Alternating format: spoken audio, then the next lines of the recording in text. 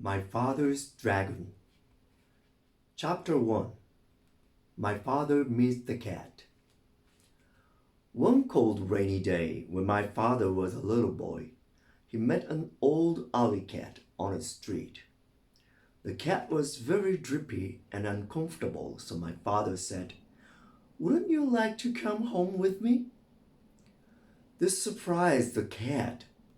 She had never before met anyone who cared about old alley cats. But she said, "I'd be very much obliged if I could sit by a warm furnace and perhaps have a saucer of milk." "We have a very nice furnace to sit by," said my father. "And I'm sure my mother has an extra saucer of milk." My father and the cat became good friends, but my father's mother was very upset about the cat. She hated cats, particularly ugly old alley cats. "Elmer Elevator," she said to my father, "if you think I'm going to give that cat a saucer of milk, you're very wrong. Once you start feeding stray alley cats, you might as well expect to feed every stray in town. And I am not going to do it." This made my father very sad, and he apologized to the cat because his mother had been so rude. He told the cat to stay anyway, and that somehow he would bring her a saucer of milk each day.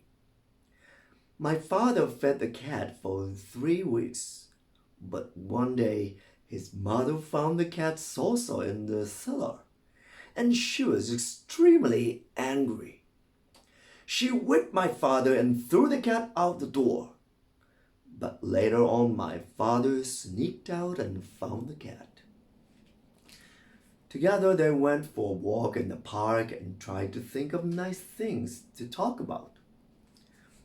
My father said, "When I grow up, I'm going to have an airplane. Wouldn't it be wonderful to fly just anywhere you might think of?" "Would you like to fly very, very much?" asked the cat. "I certainly would. I'd do anything if I could fly." "Well," said the cat, "if you'd really like to fly that much, I think I know of a sort of a way you might get to fly while you're still a little boy."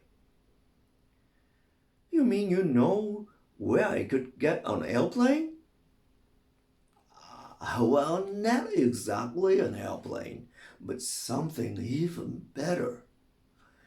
As you can see, I'm an old cat now, but in my younger days I was quite a traveler.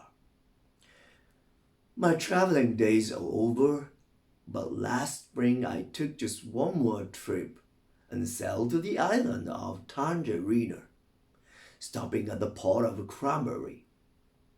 Well, it just so happened that I missed the boat, and while waiting for the next, I thought I'd look around a bit. I was particularly interested in a place called Wild Island, which we had passed on our way to Tangerina.